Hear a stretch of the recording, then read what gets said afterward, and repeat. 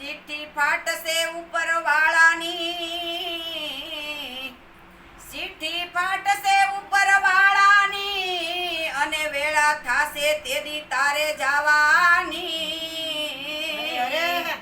Serve કુટુંબ ભેળું મળી તને સમસી પાણી પાવાની।